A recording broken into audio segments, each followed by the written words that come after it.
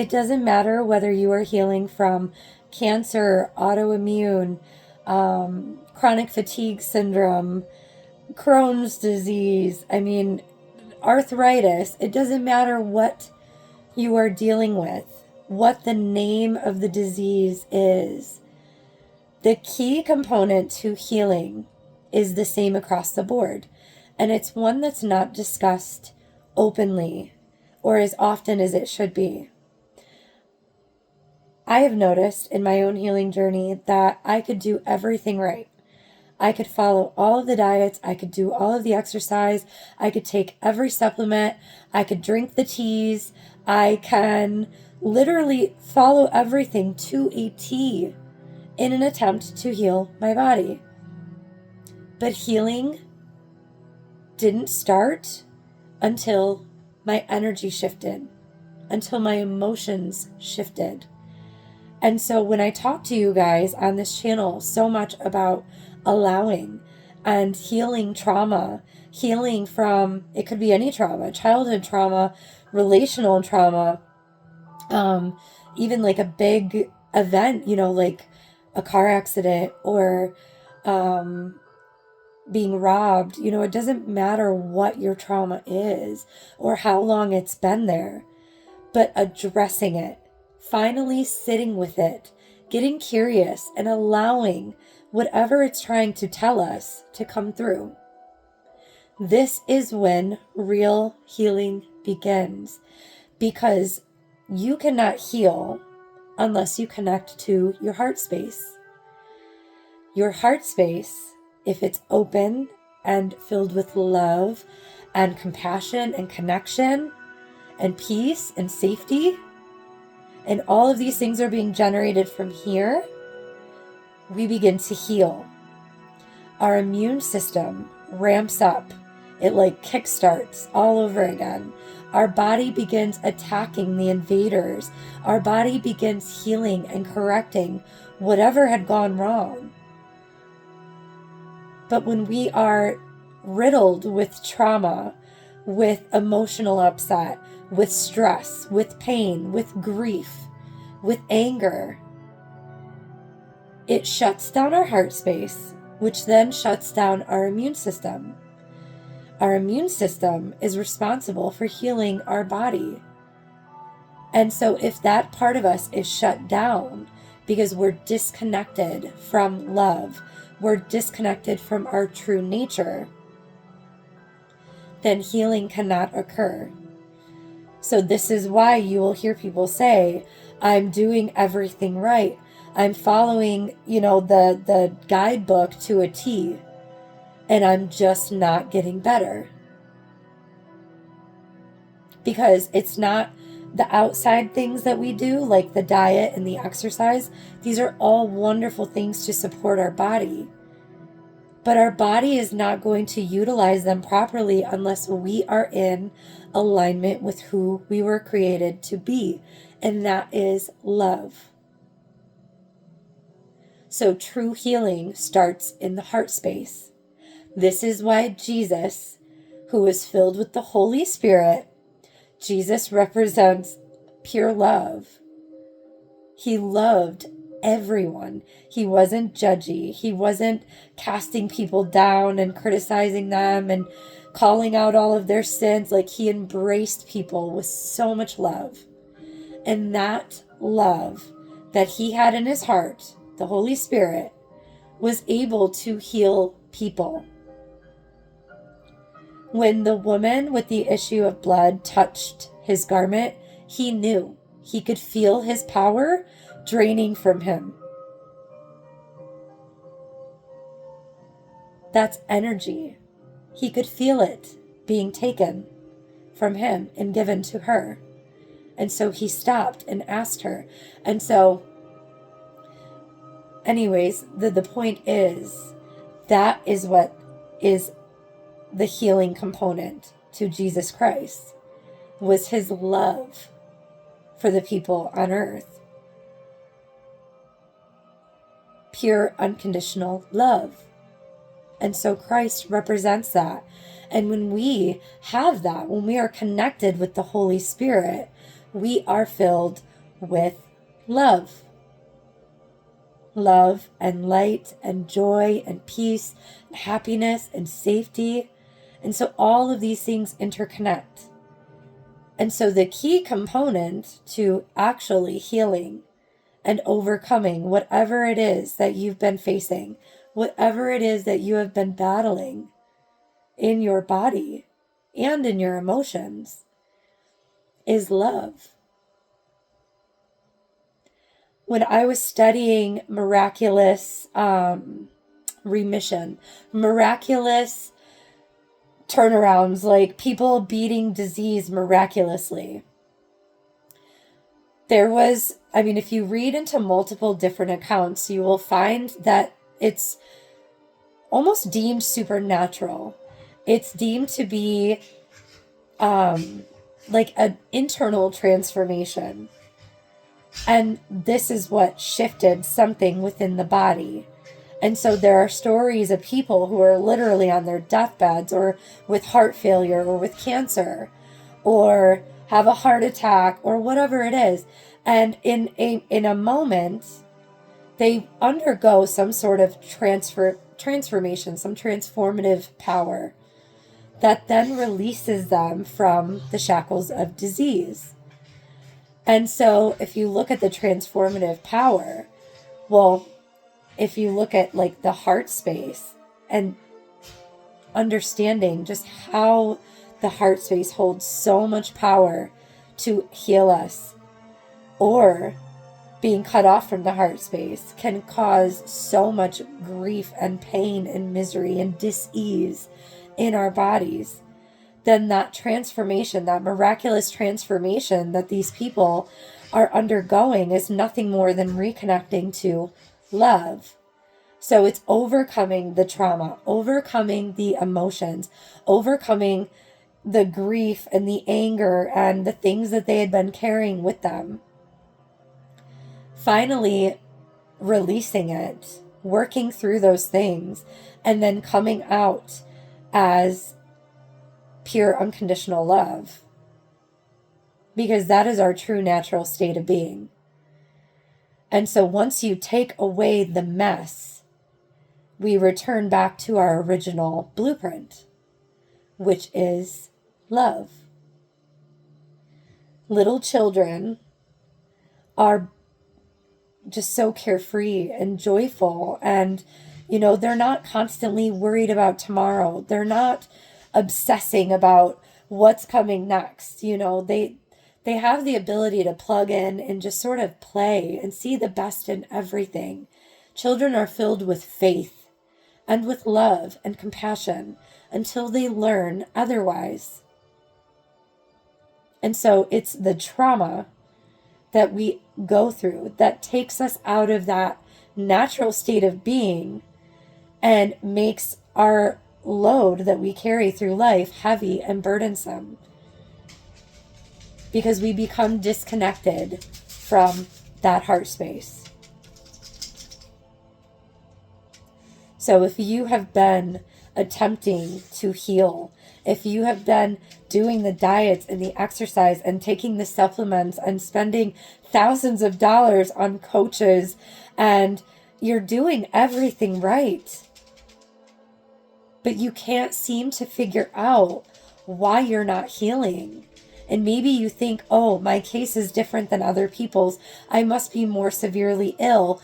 I'm just not going to overcome this. These are all incredibly defeating thoughts. But I have thought the exact same thing. And that's not the case. So a good way to reconnect to that heart space, number one, is through allowing. Because when we allow and we release the heaviness of the trauma, of the weight that we've been carrying around with us for an entire lifetime, we feel lighter. It brings us, it's like each day, each time we feel and we allow these emotions to pass through us, and they complete and they finish their energetic cycle and then they leave us, we are one step closer to reconnecting with our truer self.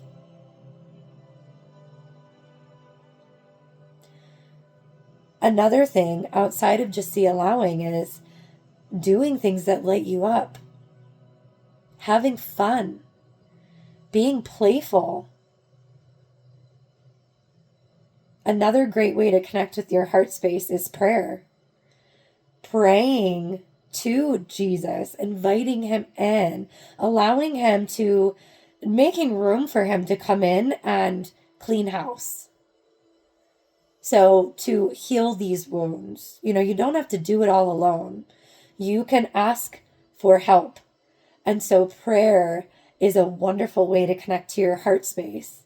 It really just sort of sets the stage for that love and that divine presence to enter.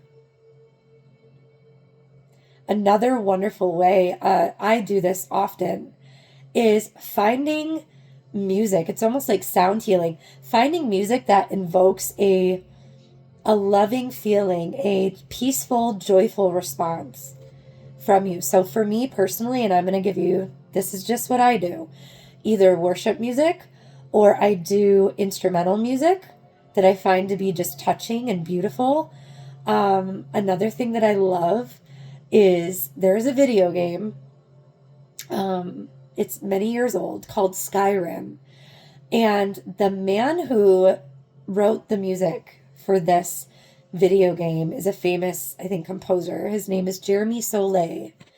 And so if you look up on YouTube, pretty much anywhere, if you look up Skyrim ambience and you listen to one of the soundtracks, it's absolutely breathtaking music. And so it really lights up my heart space. And so what I do is I lay down, I find quiet, like I still myself, and I just listen to the music, and I like almost daydream with the music. It's like I connect with it through my heart. And in doing this, I can feel the warmth. I can feel the joy and the love in that space. And spend an hour, spend 2 hours in that place. Spend as long as you possibly can. Just breathing, connecting to your breath, breathing in that love and that beautiful feeling through your chest. And so this has been incredibly healing for me. It's pretty much my go-to. So, I will do the sound healing. I will say a prayer when I'm doing it. I talk to God. I spend, restful time connecting with myself. And anytime I feel heavy emotion coming up inside of me, I sit with it with love and compassion and curiosity. And so by doing this, you are creating a safe place for those wounds to come up and to release. Because avoiding them, shoving them down, distracting from them, all that this does is keeps it buried into our body. It keeps it locked into our nervous system. And so our body can't fully heal because it has all of this wounding. It has all of this pain that it's holding on to. And it wants to release, and it's causing disease in your body. And so this is what I have been doing to heal. And let me tell you, months ago, close to 9 months ago, I was having terrible gut issues. Like I had an upper GI done. They told me I was going to have to take medication for the rest of my life. I couldn't tolerate food anymore. It's like, crazy food allergies. I couldn't eat so many different types of food, gluten, grains, everything was causing joint pain. It wasn't digesting properly. I was getting, diverticulitis sort of pain. It was awful. And I knew it was from years of being in a high stress environment, of dealing with emotional and verbal abuse. And my stress levels had just peaked, and that was when my body began to fall apart. And so these gut issues, when they came about, I was researching, I was going to the doctor, I was changing my diet, I was doing everything, taking all the right supplements. I mean, I was doing everything to a T. And if I did see any relief, it would be very short-lived, like a few days, maybe a week, and then boom, it would trigger again. It was a nightmare. And once I began allowing my emotions and really just taking this time to connect with my heart space, allowing my emotions to come up and out of me, I was sitting with my anger and just unease, like these emotions when they come up. I'm telling you guys, it feels awful. I would just sit with it and it would feel like almost like you're sitting in a fire, internally or something. And I would just like welcome it in and breathe through it. It's nothing that you have to take out on the people around you. That's not how we experience things. We do it on an internal level. And so by allowing these really uncomfortable sensations to come up and just by being with them and not pushing them away and sitting in it as long as I possibly could. And then I would like get up and do something positive and, do my workout or jump on the trampoline with the kids or do just anything that, was conducive to like positivity or whatever. But I would get active again because I didn't want to be in it too long, but an hour a day or whatever I could possibly bear. And within a week, I'm not even kidding you, the very first week of doing this, my gut issues vanished, which I never went on medication. The doctors told me I was going to need to take this, and I never took it because I knew that the stress and the trauma was the underlying cause. And so I wouldn't give up. I knew something had to be fixable in that area. And so knowing what broke you gives you the answer as to how you can heal. And at the beginning or the start of almost any disease or diagnosis is trauma or a stressful or traumatic event. And so it's these emotions that need to be processed, that the disease is your body's indicator. Hey, I'm trying to get your attention. There's a lot going on in here. You need to listen. You need to reconnect. And you need to allow these things to filter up and out of you. And then to reconnect back to your heart space. And so that is quite literally the healing recipe for any disease. So I've been in the self-help industry, the wellness industry. I've done it all. I've done wonders. I've failed at things. I have messed up. I've regressed. I've literally trial and error. I've done it all. I have followed coaches. I have invested time, energy, money, effort into pretty much every healing modality. And there is nothing that heals better than what I just explained to you guys. So whatever you are struggling with, I'm telling you, give it a try. There was a woman, I was reading her testimony. She had said she was bedbound for 7 years. 7 years. And she couldn't function. And doctors couldn't figure out what was going on with her. But she was miserable and in pain and bedridden. And she said she started doing visualization. So she was remembering and spending as much time as she possibly could in all of her happy memories. So what this did was it connected her back to her heart space. Being in that happy space internally shifts your emotions. It creates a space for that joy and that peace and that love to resurface.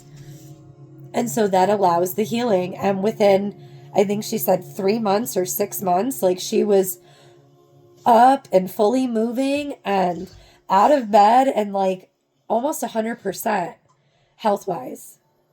So I'm telling you, you can do all of these things, but the bottom line, the key to healing is number 1, allowing your trauma and your repressed emotions to come up and to be healed.